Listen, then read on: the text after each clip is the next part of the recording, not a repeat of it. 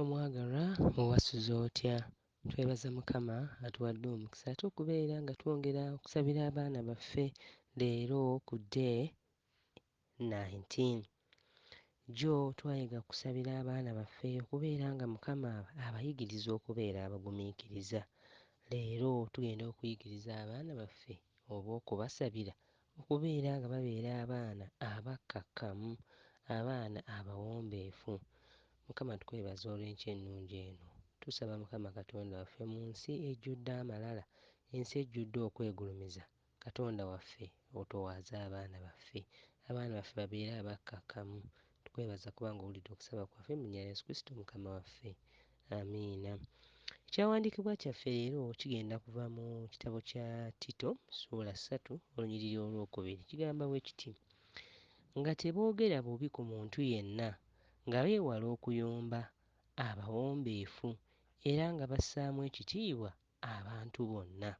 Katuddemu: nga teboogera bubi ku muntu yenna, nga beewala okuyomba, abawombeefu, era nga bassaamu ekitiibwa abantu bonna. Mu Luzungu yagambye atya? To speak evil of no one, that is Titus chapter 3 verse 2. To speak evil of no one, to avoid quarreling, to be gentle, and to show perfect courtesy towards all people. Abaagalwa, ensi y'olwaleero amalala mangi, okwegulumiza kungi. Ye leero nno omuntu Mukama bw'aba amusituddeko n'abaakukka ekifo ekya waggulu ky'amutaddeko, nga bw'atunuula eno wansi alaba bano bonna bonna bonna oboolyawo y'ababeezaawo, y'abasasula omusaala. Kwegamba omuntu n'amera amalala, amala googera na bantu, ayomba.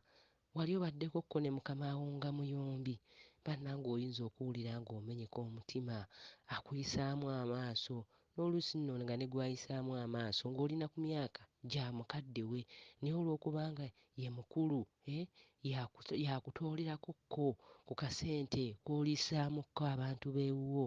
Kwegamba bambi ne kitalabika bulungi. Naye mu mulembe guno tukyayinza okusabira abaana baffe okubeera abakkakkamu, okubeera abawombeefu, okubeera abeetoowaze. Titus oba Tito atugambye nti nga teboogera bubi. Abaana baffe tubasabire bayige enjogera ennungi, si kye kyokka, nga tebayomba, nga beewala ennyombo, nga babeera abawombeefu, era nga bassaamu ekitiibwa abantu bonna.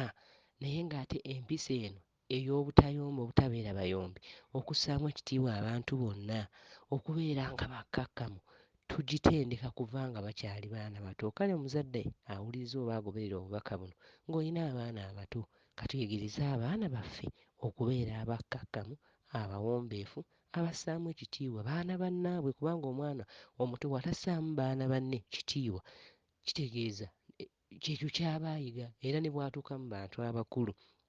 So ffe ng'abazadde abalina abaana abato katutendeke abaana baffe okubeera nga bakkakkamu, bawombeefu.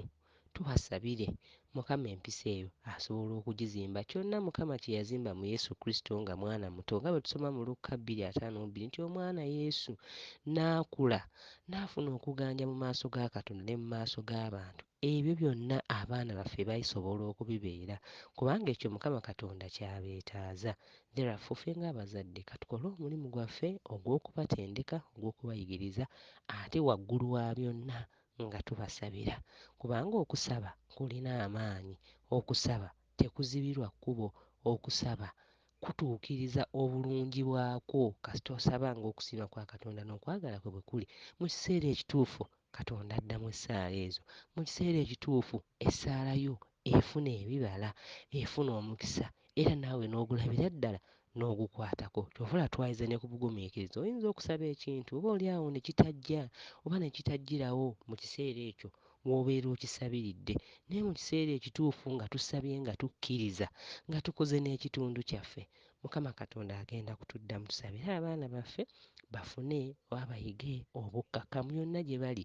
Abaana abavubuka abali mu myaka egy'obuvubuka batera okweraba nga b'amaanyi nnyo, buli kimu balinga abakimanyi, buli kimu balinga abakisobola, nga tebawulira. Naye tubasabire, tubayigirize, tubanenye, we beetaaga okunenya tubanenye mu kwagala, ate tubasabire Mukama Katonda abayambe batambule nga baana ba njawulo. Ensi ng'abaana balina eddalu tebawulira, abaana abafa olw'ekisa kya Katonda Mukama asobola okubakwatako. Si nsonga oboolyawo wuwo tannaba kutuukawo awo, naye essaala nga bwe tugambye Mukama Katonda awulira ate akulira mu kiseera kye. Katukole ekitundu kyaffe okubalera ate tubasabire.